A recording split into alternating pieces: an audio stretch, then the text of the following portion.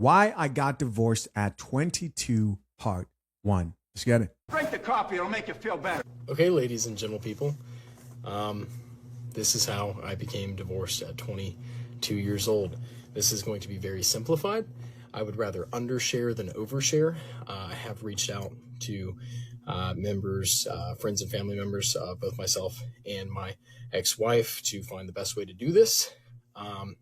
And we all pretty much came to the same conclusion of do not share more than is needed.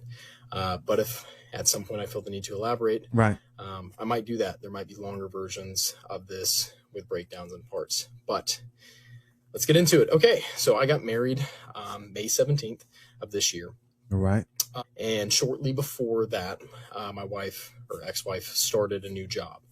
By the way, guys, this video was released in 2025. So when he says this year, he's talking about 2025. Big video, like 1.1 million likes, 10 plus million views. Let's listen to the story. And that's important to know. So we end up moving into our apartment together in mid-July. I believe it was July 16th. Between the married, when we got married and that time, we were living with my parents. So we move in about 2 weeks after that. My wife has just a breakdown, comes in my office, has a breakdown about, I feel like we might have rushed into this. We did things too soon, blah, blah, blah, blah, blah. Right. And it wasn't like we need to split. It was just, I'm freaking out. It's like, okay, let's talk through it. And about a week later, she apologizes, says, hey, I think I was just having kind of a mental breakdown. I'm like, hey, that's fine. I get it. It's scary times. I had a freak out. I think it was like the third night that we were staying in the apartment, just about like, missing my family. So some time goes on, and now we're in August, and there's another freak out. And I feel like we rushed into this, blah, blah, blah. Well, we meet with our premarital counselor. Well, our counselors, I guess, but they did our premarital counseling. We talked through, and they're like, hey, this is super common. We see this in young married couples all the time. Let's, set some expectations for one another just so you guys can help each other out. And we did. And, I think in my head, things are going great. Okay. So Monday, September 15th rolls around, and I leave work a little early. She tells me that she wants me to come home so we can talk. And so we go home, or I go home, and I get there, and she's like, hey, like, I'm not ready to talk just yet. Go play the game. So I'm like, okay, I play the game for an hour. Go back in. Hey, I'm not ready to talk to you just yet. Go play the game. Okay, go back in for now. Whatever. So basically she tells me, like, hey, I don't know. I don't want to talk about this. I think that it's just not worth talking about. And me being an anxious person, I'm like, well, is it something small, or is it something like you want to move out? And she's just kind of like, I don't really know. I don't know. I feel like, there's just so many things happen so quick, and I don't know. Well, either way, we talked through things a little bit. I think she can tell that I'm upset. She could tell that I was upset. So she just kind of dialed back. Maybe, I don't know. I don't know where her mind space is or head space is in any of this. Well, the following Saturday rolls around. Everything's all hunky dory for me. I go out with my buddy. We put out some bags of corn and stuff. And then, I get home.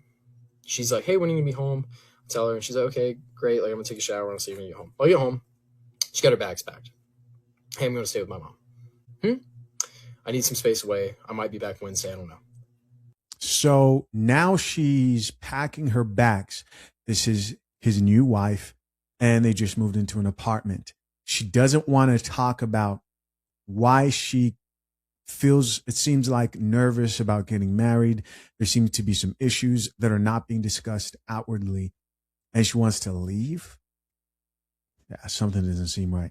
Let's talk about the sponsor of this channel, FathersHaveRights.com.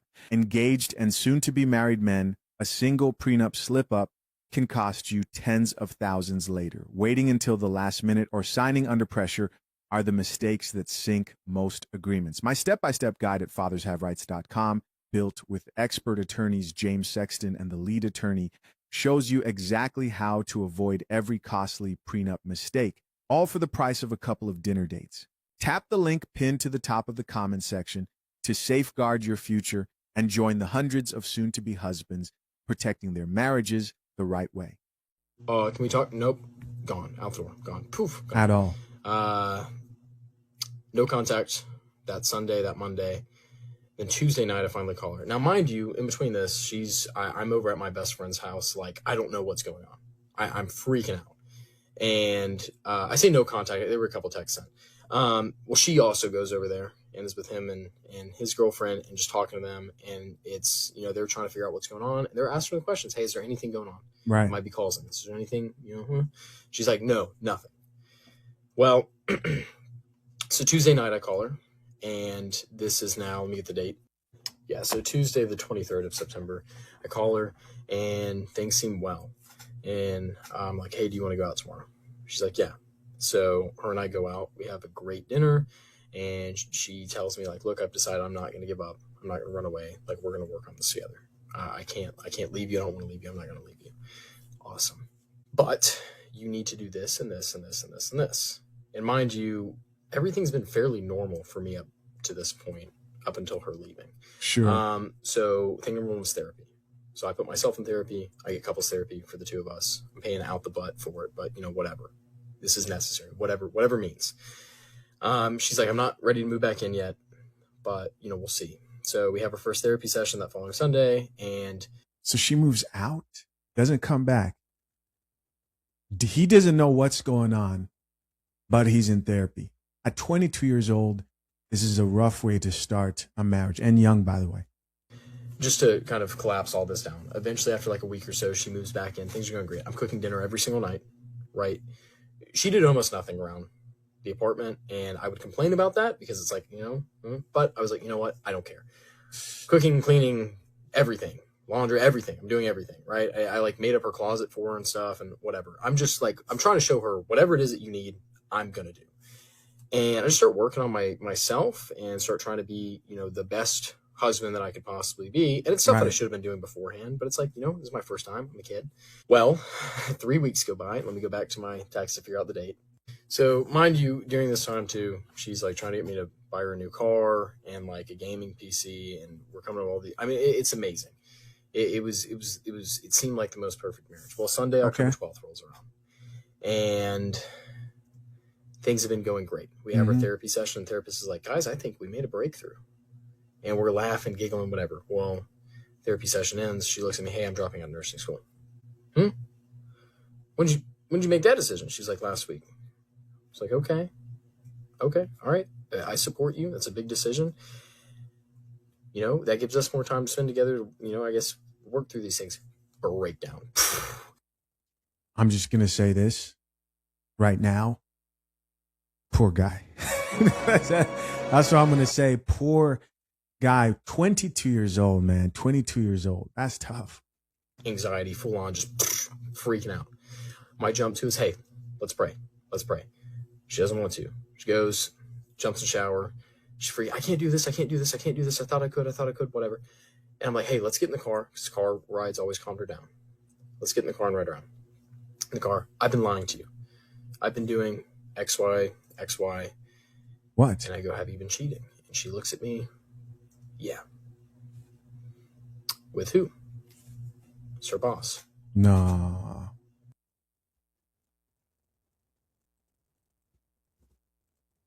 Wow. So yeah. So she says that. And, I've always been a very emotional person, but in that moment, I couldn't cry. I couldn't get angry. All I could do was drive. And in my head, I'm just praying while listening and trying to talk. And basically, she says, I find out over time that she had started emotionally cheating, which let's just call it what it is. She started cheating 2 weeks after we moved into our apartment. So mind you, this is 2 months after we get married. And that, if we do the timeline here, that's when the first freak out happened, when she came into my office. And then apparently it was just that. And then towards the time of the second freak out, before she moved out, was when they had started making plans to be physical. And then during the time between making plans, that freak out and her moving out is when they actually did have a level of physical relation. So hold on. Are you telling me that when she was leaving the house, she was staying with her boss and sleeping with him? Now, this is a painful experience. I have some thoughts already, but let's finish this video. Of course, curious to know what you guys think. And then, mind you, this all comes out the day before I'm supposed to hop on a flight for a promotion that I just received. And she tells me that this has been going on, that it's most likely going to continue going on. And yeah. Tells you that it's most likely going to continue going on. I have to speak right now. Okay, so shout out to Warden_Gordon. You know, and you'll know this. You'll know this if you identify. When I was listening to this dude talk, I thought to myself, is he Christian? Because this sounds like I'm listening to the trajectory of the relationship and the marriage, how young he is, his maturity. And no, this doesn't mean that only Christians are mature at a young age. What I mean are two things. Number one, and I've expressed this so many times, I know from personal experience growing up in the church that younger people, especially if they're dating young, are encouraged to get married and not just date with no goal in mind, right, of anything. Of course, that's to prevent sexual immorality. If you are somebody who takes the Bible seriously, then that's something that Jesus obviously encourages people to minimize in their lives. Chisha, why Jesus? Because Christian means follower of Christ. Okay, so that's one. Two, I went over to his page. I'm listening to him talk, and seems like he does think pieces. Seems like his channel is actually doing fairly well. Works out right there, and seems fairly mature for 22. So that tells me somebody who takes his faith very seriously. He's not just like what do you call a cultural Christian, right? And he probably thought to himself, I should get married. And I believe the church sometimes pushes marriage too early without actually explaining what to look out for, red flags, right? Without introducing a decent amount of coffee. You don't have to drink the whole cup, just a little bit. And what does that do? What does that do, Chisha? Well, it helps prevent you from marrying somebody who might belong to the streets. In this case, we're talking about this young man's ex-wife. And that's what she definitely was at her time. Maybe she's changed. No, I don't believe that people can change. People do change. Otherwise, I wouldn't be a Christian. Whether that change is genuine or not depends on their actions. And of course, God knows the heart and what's going on in someone's real life. But yeah, those are my 2 points so far. Shout out to him for having the bravery and courage to get online and tell a story like this. It would definitely help a lot of people, a lot of naive young people, men especially, enter into marriages, especially Christian men, for sure. Let's keep watching. Not crying about it, not upset about it. Actually, I'll just tell you guys, laughing at my crying, because eventually I do start crying, of course. She's like, look, let's go back to the apartment, which is out there. And I'm like, okay. We get back to the apartment. She's like, look, I need to call him. Huh? Mind you, I'm falling apart. Look, I need to call him. I need to make sure he's okay. So she leaves for 2 hours while it's like 12 o'clock. You see what I mean? I'm talking about the young Christian man. Very rarely is he taught to not just take nonsense to this extent, right? And very rarely is he taught to draw a very strict line when it comes to the type of disrespect that's tolerated. I know, because I once was me, right? I've been through this, and it just will never happen again to me. It can't, to this extent. No, it wasn't this bad, and it wasn't this terrible, but I've had my experiences as well. So you're not alone. At night, I can't sleep. I can't do anything, right? I have a flight to catch the next morning. I can't do anything. I'm falling apart. Finally, she comes home. She's like, look, I don't want to talk about this. Let's just lay down. So I get like 2 hours of sleep, wake up, get on a flight, and absolutely bomb, do terrible, right? Because how could you do well? And during this week, while I'm gone, all I'm thinking of is, okay, how am I going to fix this? How am I going to fix this? I don't know how I'm going to fix it. How do you forgive? Well, I'm going to do it. I'm going to figure it out. And Sheesh. Wow, God is good. Because though I didn't fix it, he kept me functioning better than I would have without him. And yeah, so then I get back. She ends up actually picking me up from the airport that Thursday night. We hang out, or she drives me back to the apartment, goes and stays at her mom's. Friday morning, wake up, we go on a date. It's great. We're having a good time. It's a little weird, but we're having a good time. Well, eventually we go back to the apartment. She falls asleep. I go through her phone, and it is her and him dogging on me, talking about how she's going to stay on my good side so she can get. I'm sorry. I'm sorry, man. I really am. Wow, I got to take it back a little bit because I keep pausing it. My bad, guys. Wake up, we go on a date. It's great. We're having a good time. It's a little weird, but we're having a good time. Well, eventually we go back to the apartment. She falls asleep. I go through her phone, and it is her and him dogging on me, talking about how she's going to stay on my good side so she can get things from me and all sorts of terrible stuff. And so I'm like, hey, wake up, let's go. And she's like, oh my gosh, did you go through my phone? I'm like, yeah, I did. And then. All right, so there's part one. We're going to check out part two here.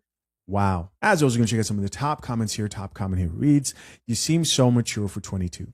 You're going to make a great husband for someone who appreciates you one day. And somebody responded back and says, it's devastating what he went through, but plastering all over social media is mature? Nah. So that's probably the ex-wife there from multiple different accounts. Somebody else, shit. This person here said, found the ex-wife. Somebody else here says, Angel the Devourer. Here's another person that says, too young to be getting married, dear God. Somebody else who says, it's her boss. Man. Never believe that men won't. Right? Like, am I surprised that the boss was the man doing it? Yeah, it's a bit surprising. However, the reality is, whether it's a boss, whether it's a male best friend of hers, whether it's one of his boys, they are people. And some men who you think would never do something like that, who, if your woman isn't disciplined enough or loyal enough, they will get through. Next comment here says, she didn't want to pray. Of course she didn't. Somebody else here added, not everyone is religious. Well, she is obviously religious. It doesn't strike me as somebody who would marry somebody who didn't believe in God, right? What probably happened is she knew she was doing wrong and she would feel hypocritical praying, knowing everything that was happening. Somebody else here says, and then she cheated on him, even though he did everything right. And people responded back to that comment and says, you guys ever think it could be because he's MAGA? What? Another person here says, why can't people just be loyal? Another person here says, bro. Here's somebody else who says, most likely going to continue. That is insane. That most likely going to continue comment she made, probably one of the craziest things I've ever heard somebody respond after they've been caught cheating. There's that picture. I need to make sure he's okay. Yeah, that's wild. And she knew she could get away with that, right? We're going to check out part two here. She knew she could get away with that.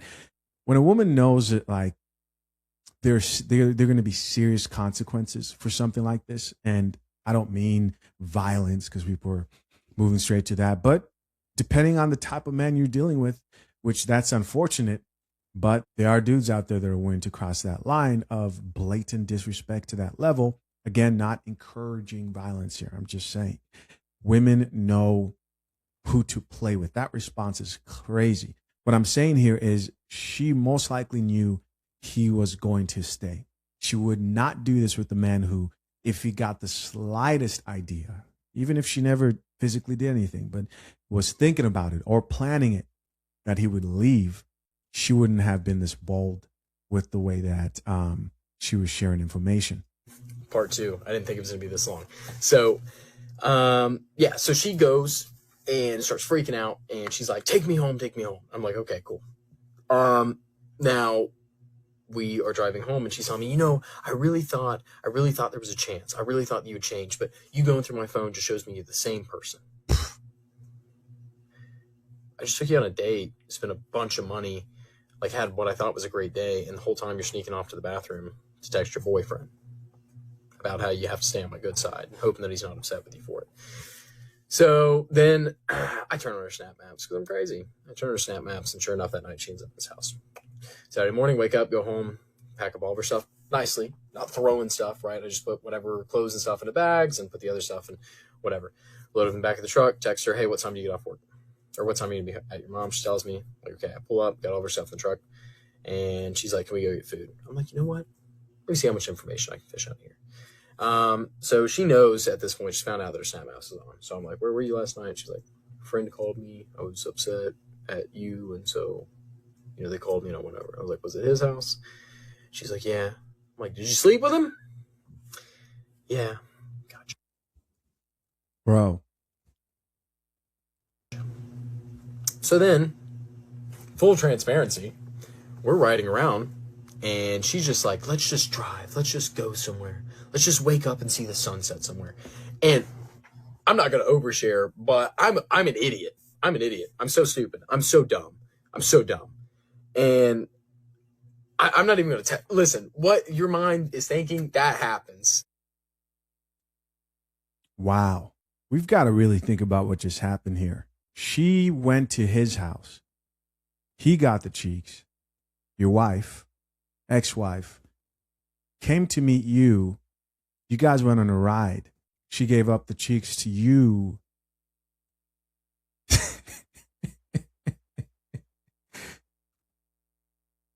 He needed this.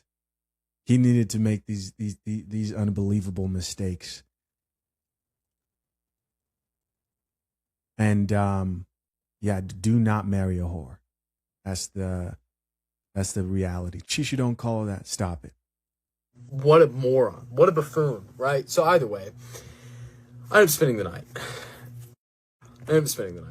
And then Sunday, I wake up and I go to church because I'm like, God, I need you so, which I go to church anyways, right? But I'm like, God. And so I go to church and I walk in early and I sit there and I just cry in the pew. And then I get out of church and to a text from her, hey, she texted me somewhere along the lines of, or I can't remember if it's text or call. She's like, hey, like come back over and I'm like, how you left? I'm like, okay. So I went over and I get over there and she just wants to lay down. We lay down and, what an idiot. Either way. So she's like, hey, I got to go to my friend's house. So you got to go. This is several hours later. Well, she goes to her friend's house and then she goes back to his house in the same day. Oh gosh. So yeah. So I'm like, hey, I schedule us tests because I just, damn. Sorry. So I schedule us test. Thank God, everything's fine. Everything's clean. Everything's clear. Thank God. Well, then the next 2 or so weeks. At least you got tested, right? And I get the cringe, man. I get the cringe. We've all been, I mean, not maybe not this bad, but we've been through it, right? Every man's been through it. And you never know what was going on back in those simp days.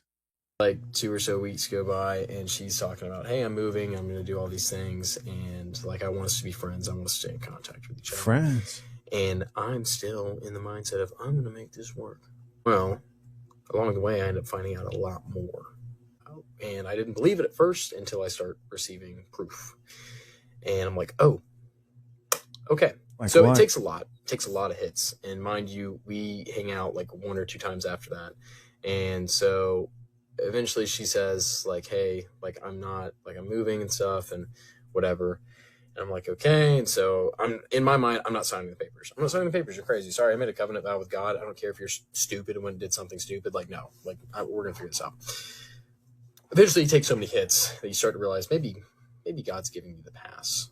Maybe right. God's letting me get out of this. And that's exactly what happened. She continuously chose other people throughout these 2 weeks or so.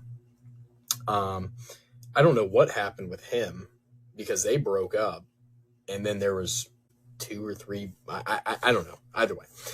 Getting ran through 2 or 3 other people, getting it in. That's disrespectful. What a terrible introduction to life. This is when real life began, unfortunately. So eventually it finally clicks in my head. I'm like, oh, you got to shut it off, bro. Straight Vampire Diaries, just turn it off. So I did. So I guess it's 2 weeks later, she texts or she calls me. She's like, hey, when are we seeing each other? And I'm like, for what? She's like, I guess just to sign the papers. I said, you don't need me for that. You can get your stuff signed and then have me served or whatever. I'll sign mine and be done. Mind you, this is radically different than the last thing she heard from me, which is I'm not signing anything. So then I get a text Monday. Hey, do you want to see me before I leave? respond. Wednesday, we meet to sign papers. I'm not going to explain how that ended up happening. I didn't know she was going to be there. By the way, papers get signed and give, whatever. And she's like, can I get a hug? I was like, look, I don't. And she's like, please. So Can I get a hug? And then, yeah. There's so much that's not in this because, and if somehow any party that's not, I don't want to say on my side, but on my side with this, I am doing the opposite of dogging. There's so much more. And if there's any accusation of, oh, he's lying, I hate to break it to everyone, but I'm not a buffoon. Alabama's a one-party state, and it was in my own home and vehicle. I've got everything. I have everything right here. So some type of recording device. One of you may know what that is. Is it like does it record video? Is it audio? Let me know. I could do an image reverse lookup, but you guys, I'm sure somebody knows what it is. The legitimacy behind what I've said right here. I undershared a lot because I hope, and the last thing that I said to her, I prayed over her. The last thing that we did is we had a conversation. I said, I am not mad. I do not hate you. I hope you have a wonderful life. I hope you find a man someday that you can love the way that you should. I prayed for her, wished her the best, said I can't be in contact with you again. I can never talk to you again. This has to be the end of it. Now it's turned into a thing where she's dogging me to an extent. I don't want to say dogging me, but it's like, it just doesn't matter. It doesn't She's matter. talking shit online. Just a little bit of stupid stuff though. And gotta move on. I gotta let go. I'm so separated, but the plan is now that I've said all of this, I can now do what I really wanted to do this whole time, which is make the Christian content, but also make the Christian content that speaks directly through what, in my opinion, is got to be one of the hardest things you can go through in life, and that is infidelity, right?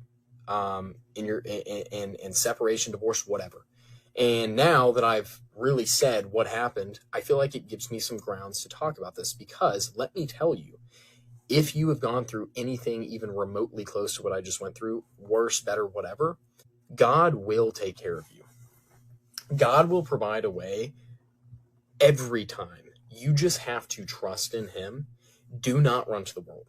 It's so freaking easy. Believe me, dude, I was one text message away from doing something stupid. I'm 2 feet away from solving all the problems. I want to jump in here because that was supposed to be like smoking weed, and it didn't look like that. In theory. Sounds like he was, he let go of the weed, it sounded like, and he didn't go back to it during this challenging time. Thank God I didn't.